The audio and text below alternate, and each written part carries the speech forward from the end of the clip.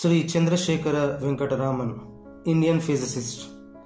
ఆయన scattering of light అనే ఫీల్డ్లో తన యొక్క పనుల వల్ల చాలా ఫేమస్ అయ్యారు. ఒక స్పెక్ట్రోగ్రాఫ్ని కనుక్కొని దాని ద్వారా సివి రామన్ మరియు తన యొక్క స్టూడెంట్ అయిన కెఎస్ కృష్ణన్ ఒక చాలా ఆశ్చర్యకరమైన ఇంట్రెస్టింగ్ విషయాన్ని కనుక్కున్నారు. అదేంటంటే లైట్ ఎప్పుడైతే ట్రాన్స్పరెంట్ మెటీరియల్లో ట్రావెల్ చేస్తుందో అది డిఫ్లెక్ట్ అయిపోతుంది, అంటే ప్రక్కకు తిప్పబడి లైట్ తన యొక్క వేవ్ లెంత్ మరియు ఫ్రీక్వెన్సీని మార్చుకుంటుంది. ఈ లైట్ యొక్క ఫినామినా చాలా కొత్తగా ఉంది. దీనిని స్కాటరింగ్ ఆఫ్ లైట్ అని పిలవడం జరిగింది.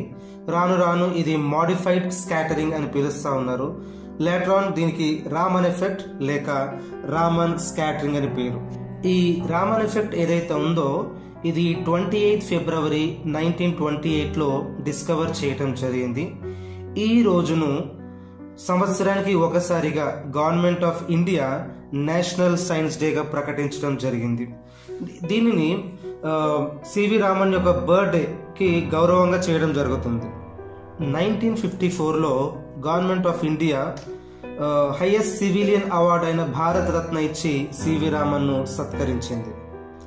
తన యొక్క డిస్కవరీకి గాను సివి రామన్ 1930లో ఫిజిక్స్లో తను చేసిన డిస్కవరీస్కి గాను నోబెల్ ప్రైజ్ పొందుకోవడం జరిగింది. ఇది ఆసియాలో ఏ బ్రాంచ్లోనైనా సరే ఇప్పటి వరకు ఎవరు నోబెల్ ప్రైజ్ తీసుకోలేదు. He was a very first Asian to receive a Nobel prize. Tamil Brahmin parents కి పుట్టిన సివి రామన్ ఒక ప్రెకోషియస్ చైల్డ్, అంటే నెలలు నిండకుండా పుట్టిన కుమారుడు. ఆయన సెకండరీ మరియు higher education Saint Aloysius Anglo Indian high స్కూల్లో 11-13 సంవత్సరాల్లో పూర్తి చేయడం జరిగింది.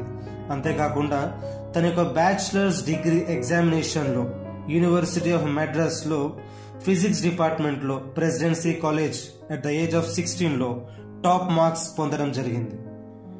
ఆయన ఇంకా గ్రాడ్యుయేట్ స్టూడెంట్గా ఉన్నప్పుడే తన యొక్క first research paper diffraction of light ని 1906లో ప్రచురించడం జరిగింది. తను కనుక్కున్న వాటిలో 3 అతి గొప్ప సైంటిఫిక్ కాంట్రిబ్యూషన్స్ ని మనము విందాం. దాంట్లో మొట్టమొదటిది మ్యూజికల్ సౌండ్. రామన్ కు మ్యూజికల్ సౌండ్స్ లో గల సైంటిఫిక్ బేసిస్ పైన చాలా ఇంట్రెస్ట్ ఉండింది. ఆయన హెర్మన్ వాన్ హెల్మ్హోల్ట్జ్ తో ఇన్స్పైర్ అయ్యాడు. హెర్మన్ వాన్ హెల్మ్హోల్ట్జ్ రాసిన ద సెన్సేషన్స్ ఆఫ్ టోన్ అనే బుక్ ని తాను IACS అంటే Indian association for cultivation of science లో జాయిన్ అయినప్పుడు చదవటం జరిగింది. ఆయన ఈ మ్యూజికల్ సౌండ్ విషయంలో కనుక్కున్న విషయాలన్నీ 1916 మరియు 1921 మధ్య కలిగిన కాలంలో ప్రచురించడం జరిగింది. ముఖ్యంగా అకాస్టిక్స్ అంటే స్ట్రింగ్డ్ ఇన్స్ట్రుమెంట్స్ అయిన వయలిన్, గిటార్, సితార్, వీణా మరియు పియానోల విషయంలో చాలా విషయాలు కనుక్కోవడం జరిగింది. రామన్ ఇండియన్ డ్రమ్స్ లో ఉన్న యూనిక్నెస్ ని కూడా స్టడీ చేయడం జరిగింది. తన యొక్క అనాలిసిస్ నేచర్ ఆఫ్ సౌండ్ ఎట్లా ఉంది, తబ్లా సౌండ్ ఎట్లా ఉంది, మృదంగం, వీటిపైన సైంటిఫిక్ స్టడీస్ చేసి ఉన్నారు. ఇది తన తరువాతి డిస్కవరీస్ అయిన ఆప్టిక్స్ మరియు క్వాంటమ్ మెకానిక్స్ కి ఎంతగానో దోహదపడ్డాయి.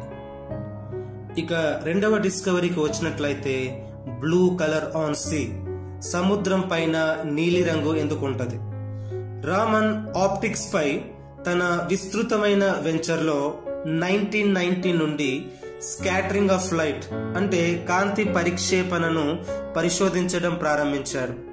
ఫిజిక్స్ లో లైట్ అంటే కాంతిపై అతని మొదటి అసాధారణ ఆవిష్కరణ సముద్రపు నీరు బ్లూ కలర్ లో ఉండటం. సెప్టెంబర్ 1921లో SS నర్కుంద అనే నౌకలో ఇంగ్లాండ్ నుండి ఇంటికి వెళ్లే సమయంలో ఈ మెడిటరేనియన్ సీ లేక మధ్యధార సముద్రం యొక్క బ్లూ కలర్ గురించి ఆలోచించాడు. 1910లో లార్డ్ రేలీ యొక్క ఉత్తమ వివరణ ఉంది. నీరు బ్లూ కలర్ గురించి అతని యొక్క వివరణ సరైనదని న్యాచురల్ గా యాక్సెప్ట్ చేశారు, ఏ రకమైన ప్రూఫ్స్ లేకుండా. ఉపరితలం ద్వారా ప్రతిబింబించే సూర్యకాంతి ప్రభావాన్ని నివారించడానికి రామన్ నికోల్ ప్రిజం ఉపయోగించి నీటిని వీక్షించొచ్చు అని రేలీకి విరుద్ధంగా సముద్రం సాధారణం కంటే నీలం రంగులో ఎలా కనిపిస్తుందో అతను వివరించాడు. దీనికి తాను సొంతగా తయారు చేసుకున్న సాధారణ ఆప్టికల్ పరికరాలైన పాకెట్ సైజ్ స్పెక్ట్రోస్కోప్ మరియు చేతిలో నికోల్ ప్రిజంలు, ఎస్ఎస్ నర్కుందా అనే షిప్ బాంబే హార్బర్ లో, ప్రస్తుతం ముంబై హార్బర్ నౌకాశ్రయానికి చేరుకోగానే రామన్ నవంబర్ 1921 నేచర్ సంచికలో ప్రచురించబడిన the colour of the sea అనే కథనాన్ని ముగించారు. అతను రేలీ యొక్క వివరణ ఒక సాధారణ పరిశీలన విధానం ద్వారా సందేహాస్పదమైనది, అంటే నికోల్ ప్రిజం ఉపయోగించి అని పేర్కొన్నాడు. అతను అనుకున్నట్లుగా ఉపరితలాల ప్రతిబింబాలను కత్తిరించడానికి కంటికి ముందు నికోల్తో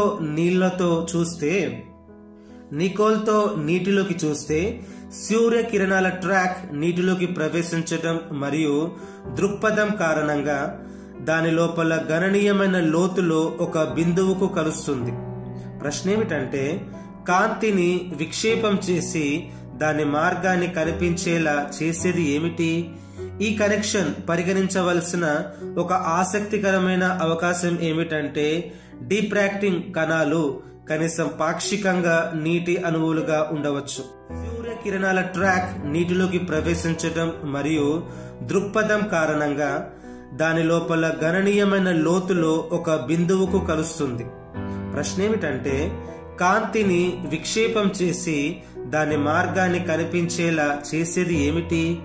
ఈ కనెక్షన్ పరిగణించవలసిన ఒక ఆసక్తికరమైన అవకాశం ఏమిటంటే, డిఫ్రాక్టింగ్ కణాలు కనీసం పాక్షికంగా నీటి అణువులుగా ఉండవచ్చు.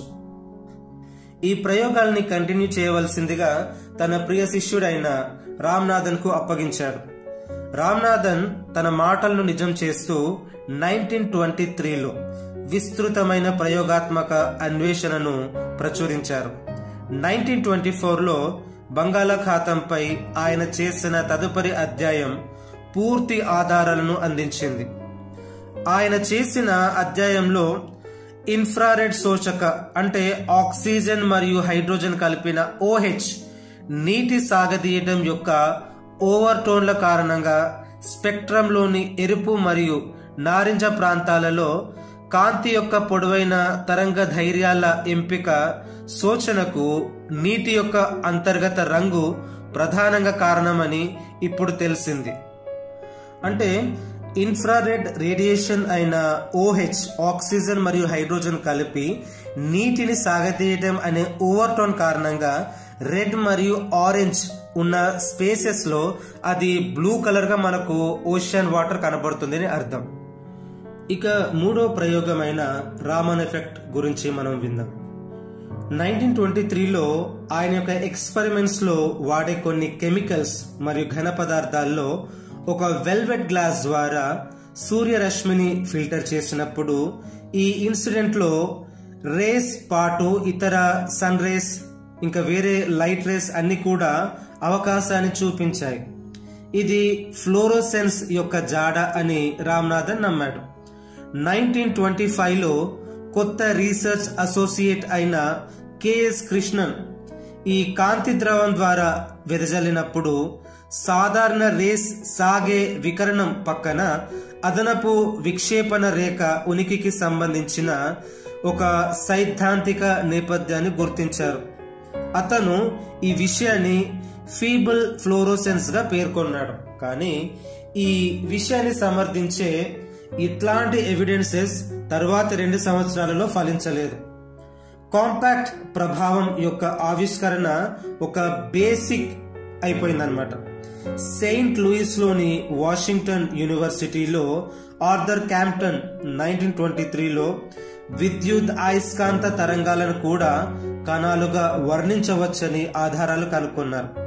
1927 నాటికి ఈ విషయాన్ని రామన్ తో సహా శాస్త్రవేత్తలు విస్తృతంగా ఆమోదించారు. 1927 డిసెంబర్లో భౌతిక శాస్త్రంలో సివి రామన్ యొక్క గురువైన కాంప్టన్ కు నోబెల్ బహుమతి ప్రకటించినప్పుడు రామన్ మరియు కృష్ణన్ తో ఆనందంగా ఇలా అన్నాడు: అద్భుతమైన వార్త, నిజంగా బాగుంది. అయితే ఇక్కడ చూడండి కృష్ణన్, ఎక్స్-రేస్ విషయంలో ఇది నిజమైతే లైట్ రేస్ విషయంలో కూడా ఇది నిజమై ఉండాలి. నేనెప్పుడు అలానే అనుకుంటున్నాను. కాంప్టన్ ఎఫెక్ట్ కి ఆప్టికల్ అనలాగ్ ఉండాలి. మనం తప్పక దానిని అనుసరించండి మరియు మనము సరైన మార్గంలోనే ఉన్నాము. అది తప్పక మరియు కనుగొనబడాలి. నోబెల్ బహుమతి గెలవాలి. కానీ ప్రేరణ యొక్క మూలం మరింత ముందుకు సాగింది. కాంప్టన్ తర్వాత గుర్తు చేసుకున్నట్లుగా బహుశా టొరంటో చర్చ వల్ల అతను 2 సంవత్సరాల తర్వాత రామన్ ఎఫెక్ట్ కనుగొనటానికి దారి తీసింది. టొరంటో చర్చ 1924లో టొరంటోలో జరిగిన British association for the advancement of science సమావేశంలో లైట్ క్వాంటం యొక్క ఉనికిపై చర్చ జరిగింది. అక్కడ కాంప్టన్ తన ప్రయోగాత్మక ఫలితాలను అందించాడు. హార్వర్డ్ యూనివర్సిటీకి చెందిన విలియం డువాన్ తన సొంత ఆధారాలతో వాదించాడు. ఒక అల ఉంది. రామన్ డువాన్ వైపు తీసుకొని, కాంప్టన్ మీరు చాలా మంచి డిబేటర్, కానీ మీరు వాదించే దాంట్లో నిజం లేదు. రామన్ చెప్పింది రైట్ అని చెప్పడం జరిగింది. తర్వాత మనం ముందు విన్నట్టుగా 1921లో అతనికి నోబెల్ ప్రైజ్ అందడం జరిగింది. ఈ యొక్క అసాధారణ డిస్కవరీకి మరియు అతని నిరంతర కృషికి గాను 1930లో అతనికి రామన్ ఎఫెక్ట్ పై అంటే లైట్ రేస్ పై తనకు నోబెల్ ప్రైజ్ ఇవ్వడం జరిగింది. ఇంత ఘన చరిత్ర కలిగిన సివి రామన్ తనకు ప్రపంచ వ్యాప్తంగా ఎన్నో ఉన్నతమైన సంస్థల నుంచి ఆఫర్స్ వచ్చినా కూడా తన యొక్క జీవితకాలం అంతా కూడా ప్రపంచంలో ఏ ప్రాంతానికి వెళ్లి ఉద్యోగం చేయకుండా తన సర్వీసెస్ అన్ని ఇండియాకే ఇవ్వడం జరిగింది. ఇది సివి రామన్ యొక్క గొప్పతనం.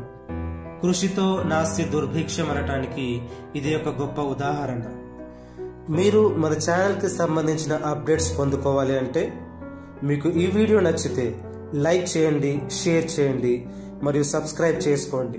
సబ్స్క్రైబ్ ఐకాన్ పక్కన బెల్ ఐకాన్ని ట్యాప్ చేయండి సో దట్ మీకు ఇమ్మీడియట్గా నోటిఫికేషన్స్ రావటం మొదలవుతాయి.